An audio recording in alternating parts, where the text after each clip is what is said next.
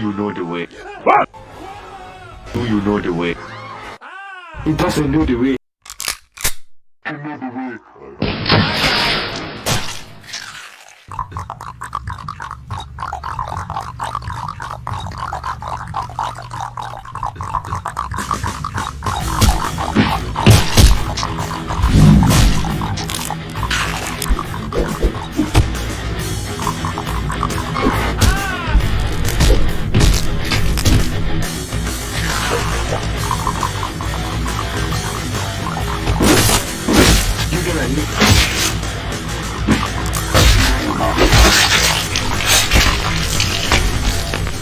Do you know the way?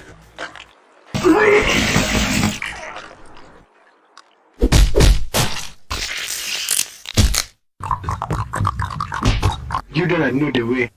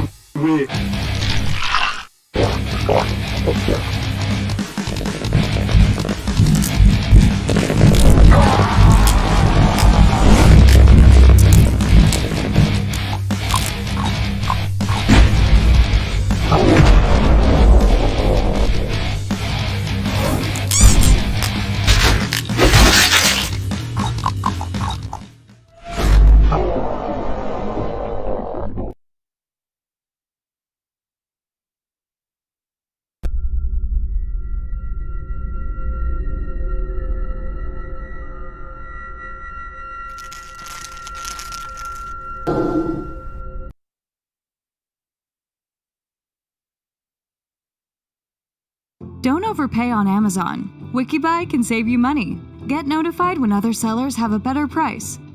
If you've already seen the 2008 movie Bronson, about Britain's so-called most notorious prisoner, don't worry. That rather theatrical piece of cinema didn't tell you much about the man, so there's so much more to see today. You might be thinking that it's coincidental that a man with such a reputation has the same name as a former Hollywood tough guy, but he wasn't called that at birth. The name was acquired during his bare-knuckle boxing days. He was actually born Michael Gordon Peterson. Yep, that doesn't sound quite as fearful. There's a lot of controversy about this man, regarding whether he should have been in prison for so long or if prison is to blame for his often crazy behavior. We discuss this and more in this episode of The Infographic Show, Britain's most notorious prisoner, Charles Bronson. As you know, he was born with the name Michael. His birth date was December 6, 1952. He spent his first few years in Wales and then moved to Luton, which isn't too far away from the capital, London. It doesn't seem that he came from a rough and tumble background, given that his father ran a conservative club for a while and his aunt and uncle were a mayor and mayoress. His aunt actually once said this about him: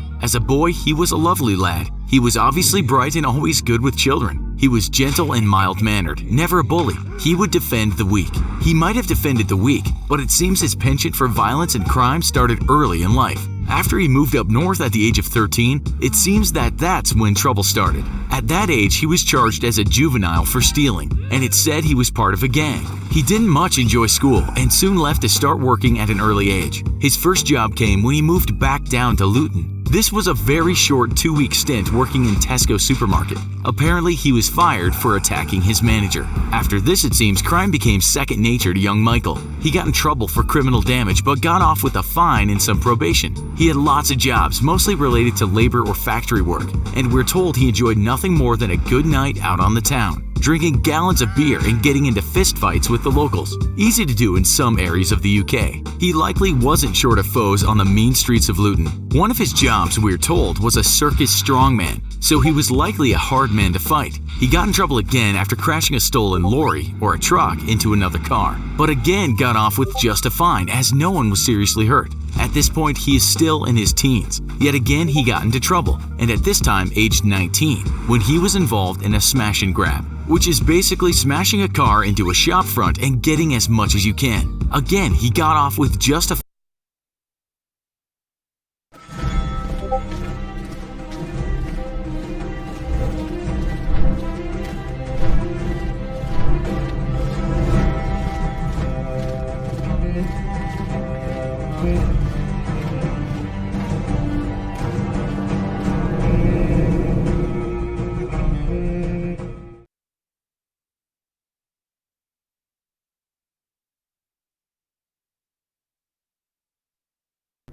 Are you still using Google?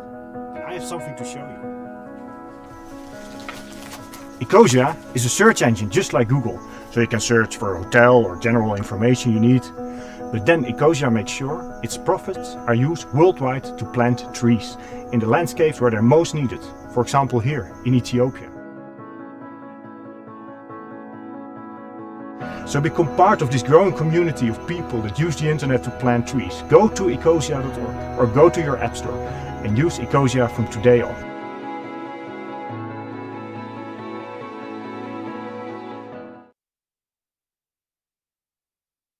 fine and a suspended sentence. Age 20 perhaps, he got his chance to join what is sometimes called the straight and narrow, as he met a girl and got married. But apparently she quite liked his tough guy persona, his tailored suits, and the fact that he spoke in a Cockney accent. They had a child and called him Michael Jonathan Peterson. According to the British press, the son is very private and has never spoken publicly about his notorious dad, so we can't tell you much about him. Moving on, now 22, Michael was arrested for armed robbery, and at this time the judge came down hard. He got 7 years, but prison wasn't exactly a place he liked being, it seemed. During his first stint in prison in Liverpool, he attacked 2 other prisoners, and we're told he wasn't provoked. That got him time in solitary, something he would see much more of later. He was then transferred to prison in Hull, and again had issues with guards and prisoners. They gave him sedatives to calm him down, which apparently made him very ill. He also spent more time in isolation, and he was said to be a very difficult prisoner. On one occasion, he was out of solitary, he attacked a prisoner with a glass jug, and he was convicted of unlawful wounding. Yet again, he was moved, this time to the tough Armley Jail in Leeds, a foreboding-looking place if you've ever seen one. So there he was, now serving time in what looks like a medieval castle. Even in 2018, the place is said to be the place with the highest rate of people taking their own lives. And in the press right now, it's said it's still very much an unsafe place for both prisoners and staff. Back in the 70s, it can't have been a holiday. But it seems he was too much for Armley, and he kept moving between a number of prisons, sometimes chained to the floor of the vans he traveled in. It's said if not in solitary, he would attack prisoners and guards. It's also said he incurred numerous vicious beatings from the guards after an attack. You might have seen that in the movie, which depicts these guards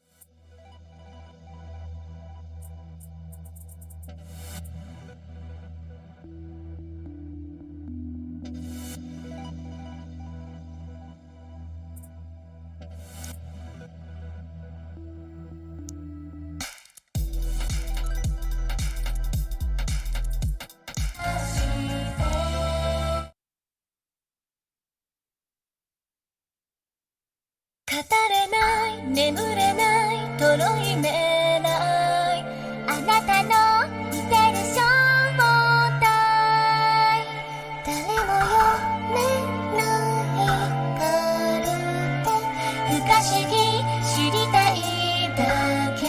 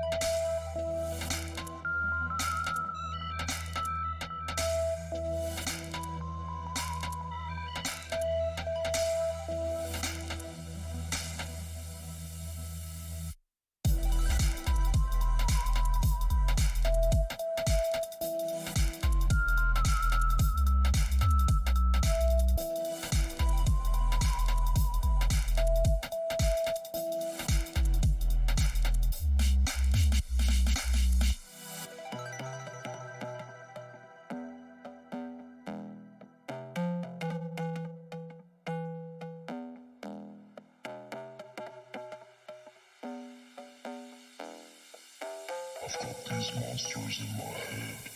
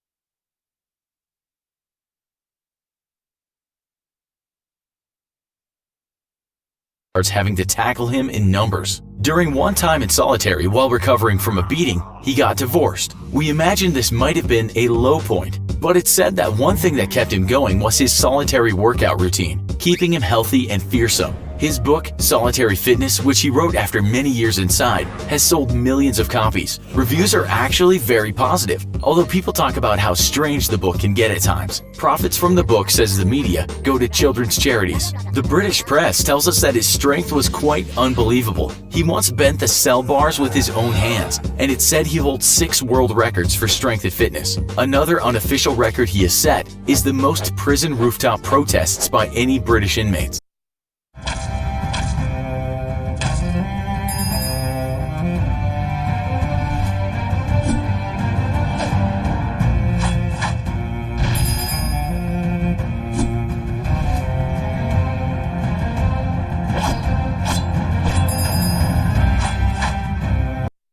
But right now, we're still in the 70s and a long way from fame or infamy. While in prison in London, he tried to poison an inmate, and it seems that was the straw that broke the camel's back. Enough with prison, he was transferred to a psychiatric facility. But guess who he met there? 2 of Britain's most ruthless gangsters, the Kray twins. He called them the best 2 guys I ever met. That friendship didn't last long though, as he was moved back to prison. What followed was more solitary, escape attempts, attacks on prisoners that ended with lifelong scars, more attacks, and finally, when the authorities were sick and tired, he was sectioned under the Mental Health Act. He was no longer just a criminal, but mentally ill. In 1978, he was again in another special facility, but it seems he didn't much like being forced to take medication and wasn't keen on the fact that he was surrounded by some of Britain's most disturbed people. Men who would never leave the facility because they had done things to people we will not talk about.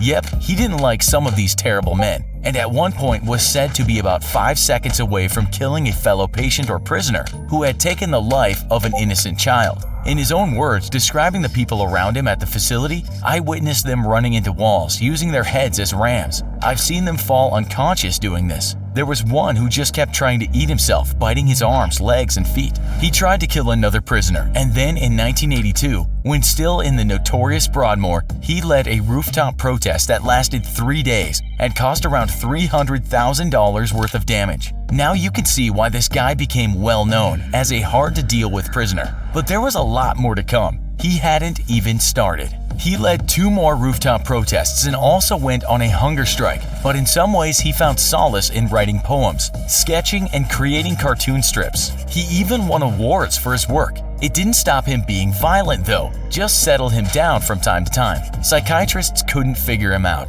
and even though he was in a mental facility, he was never properly diagnosed. He once said, "Asylums are crazy places with crazy rules. If you're not mad when you arrive, you are when you leave." Again, he was moved from facility to prison, stabbing inmates, hitting others, more rooftop protests, more isolation, more beatings from the guards, more medicine, and perhaps his piece de resistance, he once strangled a prison governor. After that, he was not allowed out of isolation until he finished his sentence. He got out of prison in 1987 and almost immediately turned to crime. Although his first offense was quite comical, he bought a water pistol and modified it a bit, after which he forced a man at Water Pistol Point to drive him to Luton, his favorite spot. There, he started bare-knuckle fighting and earned the nickname Charles Bronson. He actually legally changed his name to this. Was this the start of a life on the outside? Not a chance. It's written that he would fight anyone and even challenged the king of bare-knuckle fighting, Lenny McLean. It seems Lenny wanted no part of him, or at least when he agreed to fight, it was too late as Bronson was back in prison.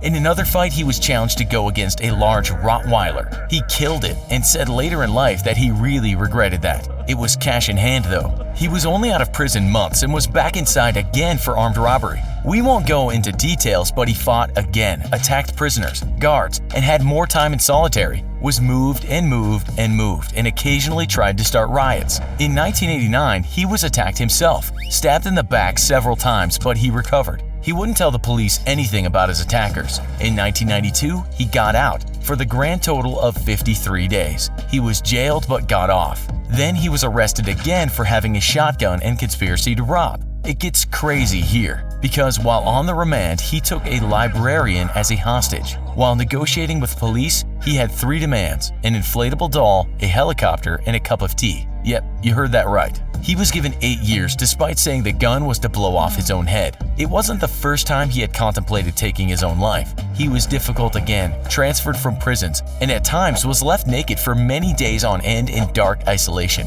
At one point, he was put in the worst spot in any prison in the UK, something called the Hannibal Cage, that had been created for another prisoner who had once killed inmates and was said to have spooned out one person's brain and eaten it. Even though at one point he attacked a governor, it's said he got much better after being allowed to interact with handicapped children. He also kept up his cartoon sketching. These were the quiet times. They didn't last long. He endured more solitary, more moves, and then in one prison he took 2 Iraqi hijackers as hostage in his cell. It's said he was going crazy after losing his father. It's also said that he told the guards if they came close he would snap off the heads of his hostages. He made his hostages tickle his feet and demanded they sing songs to him. To them he was known as the General. He demanded a plane, machine guns, ammunition, and a cheese and pickle sandwich. It seems later he just kept asking for ice cream. In the end, he let the hostages go and another 7 years were added to his sentence. While in great physical shape, it's said that all the time in darkness and solitary had negative effects on his eyes and his social skills, and lawyers now started to get on his side. It's a pity then that he took one of them hostage. He let him go quickly though, but after one civilian worker criticized his drawings, he took him hostage too, and then started ripping up parts of the prison. What else? Well, after the millennium, he got married again, converted to Islam, changed his name and took another hostage, wrote a book, sketched a lot, and then changed his name to Charles Arthur Charlie Salvador, out of respect for his favorite artist. The movie came out and he became a household name. Until then, not many people knew about him. Thousands of people around the world started to support him, saying even though he had been a bad boy, his incarceration had just gone on too long. But he couldn't stop messing up. In 2014, he attacked another governor. That same year, his artwork went up for auction, and his 200 pieces, often dark in nature, fetched around £30,000. Bronson donated a large part of this to the brain tumor charity and Keach Hospice in Luton. Bronson said the old him was now dead, and he was born again as the artist Salvador. He created more works too, donating to other charities and one-time Oxford's homeless. He also got married to an actress in 2017, and she's hoping to see him out soon. In total, out of the 44-plus years he served, 36 of them have been in solitary confinement, sometimes without light. In 2018, it was said that he is in open prison, but will have his case reviewed in 2 years and could get out. That might not happen though, as he's got a life sentence for one of his kidnappings. That was a teacher in 1999 that he held for 2 days. The British media reports that he allegedly smothered himself in butter, age 65, and challenged the guards to a fight. We'll leave you with something he once said. "I'm a nice guy, but sometimes I lose all my senses and become nasty. That doesn't make me evil, just confused." The question we want to ask you is, do you think the authorities did the right thing in this case? Let us know in the comments. Also, be sure to check out our other show, Most Insane Prison Escapes. Thanks for watching, and as always, don't forget to like, share, and subscribe. See you next time.